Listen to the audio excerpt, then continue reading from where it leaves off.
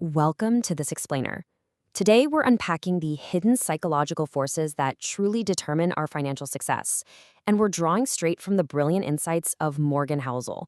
Whether you're feeling a little left behind, struggling to save, or just kind of curious about how the financially independent actually operate, this explainer is going to completely rewire how you think about wealth. All right, let's dive right in with the most crucial, foundational question you could possibly ask about financial struggles. When you're staring at your bank account, maybe feeling totally overwhelmed by debt, or like you just can't get ahead no matter how hard you grind, what's actually holding you back? I mean, society loves to tell us we just need to learn complex formulas, get a fancier degree, or that the system is just completely rigged unless you have the right connections. But the truth? It's actually way more personal than that. And this brings us right to the core of Housel's work. It turns out, feeling trapped by the cost of living isn't a lack of smarts. It is entirely rooted in behavioral ignorance. We love to tell ourselves that we're just not good with money.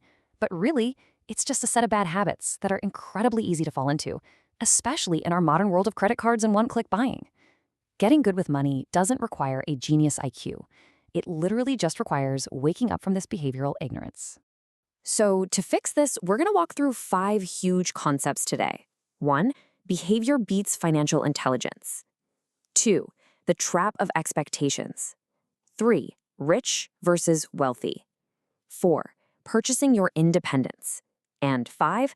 The secret to investing. Let's kick things off with number 1. Behavior beats financial intelligence. Think about this for a second. It is physically impossible to imagine an ordinary person, someone who maybe barely graduated high school, walking into a hospital and performing open-heart surgery better than a Harvard-trained doctor, right? No way. That would never happen.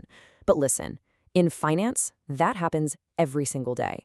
A Harvard-trained MBA working on Wall Street with the absolute best education and the most complex spreadsheets can easily go completely broke if they lack discipline. Meanwhile, an ordinary person making an average income who just has solid behavioral habits like patience and self-control can massively outperform that Wall Street exec. It's not about what's in your head. It is 100% about how you behave. Which leads us perfectly into our second concept, the trap of expectations. We really need to redefine how we look at our own lives here. Think of it like this. All happiness or contentment is simply the gap between your expectations and your current reality. Back in the day, maybe your parents or grandparents compared themselves to their immediate neighbors or a few coworkers. The gap was pretty small. But today, oh man, your comparison group is the most sophisticated algorithm on Instagram or TikTok. You are constantly comparing your reality to the hyper-curated, totally artificial lives of millions of strangers who just magically look more successful than you. The goalpost is constantly moving. You make a little more money and boom, your expectations instantly spiral upwards. If you don't keep those expectations ruthlessly in check, you will always feel broke, literally no matter how much you earn. So how do we actually fight this? Well, before you mindlessly buy something you don't really need, that new pair of jeans, the upgraded car, the bigger house, you've got to critically evaluate which of these 2 buckets your money is falling into. Bucket 1, are you spending this money because it brings genuine internal happiness to you and your family? Or bucket 2, are you spending it just as a yardstick to impress strangers? The reality is, most discretionary spending that keeps people drowning in debt falls right into that second bucket. We're desperately trying to signal our success to people who, frankly, aren't even paying attention. This brings us to a brilliant realization Housel had while working as a valet at a luxury hotel in LA. He called it the valet epiphany. When a guest pulled up in a screaming fast Ferrari, Housel realized he never once looked at the driver and thought, wow, that guy is so cool. Instead, he just stared at the car and imagined himself driving it, thinking about how cool he would look to everyone else. It's the ultimate irony of status. When you buy a luxury item to impress people, no one is actually impressed by you. They're entirely self-centered, just imagining themselves owning your stuff, so people will look at them. Once you realize that nobody is thinking about you as much as you are, your desire to waste money impressing them, it completely collapses. Let's move on to number 3, rich versus wealthy.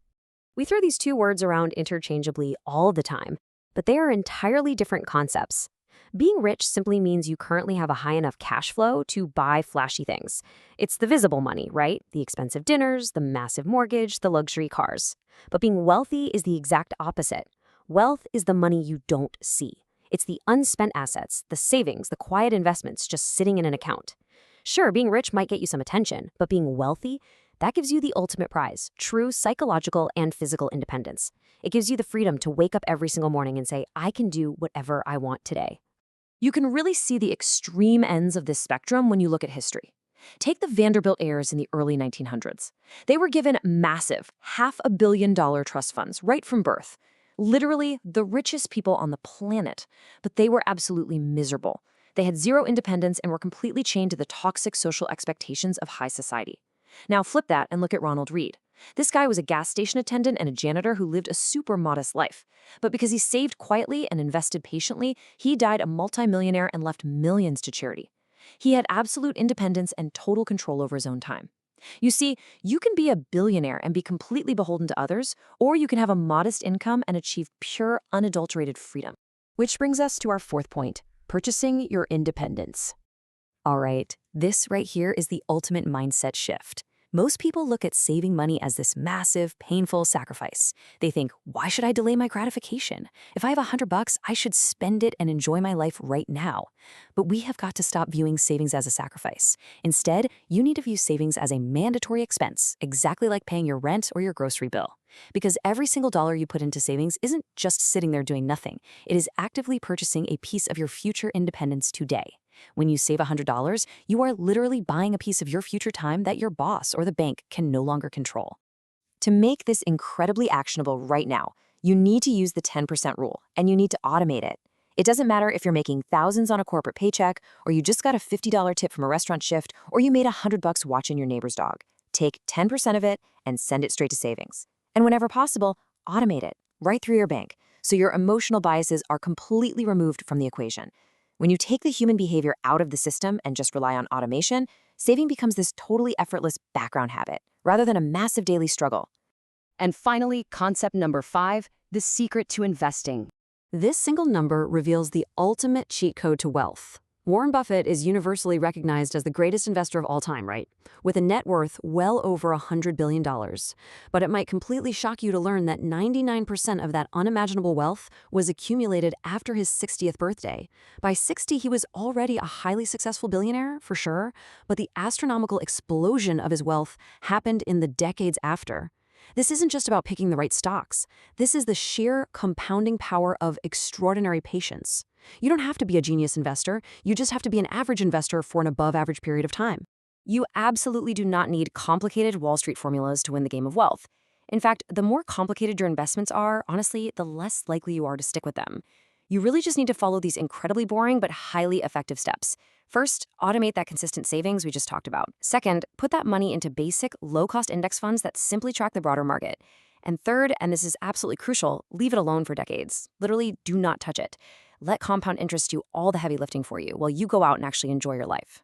Now, the really crucial part here is how you react when the plan gets tested. Because the market will drop, recessions will happen, and when you look at your portfolio and see a sea of red, your behavioral ignorance is going to scream at you to panic and sell everything. In those moments, you have to completely reframe that fear. Recognize that uncertainty, market dips, and volatility are not penalties for doing something wrong. They're simply the required toll, the literal fee of admission that you have to pay for incredible long-term financial growth. A bank savings account has no volatility, sure, but it also pays you essentially nothing.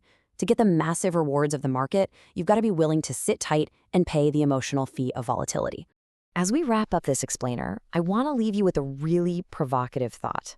When you finally strip away the noise of social media, the pressure from your neighbors, and the shiny marketing of all those luxury brands, this is literally the only question that matters.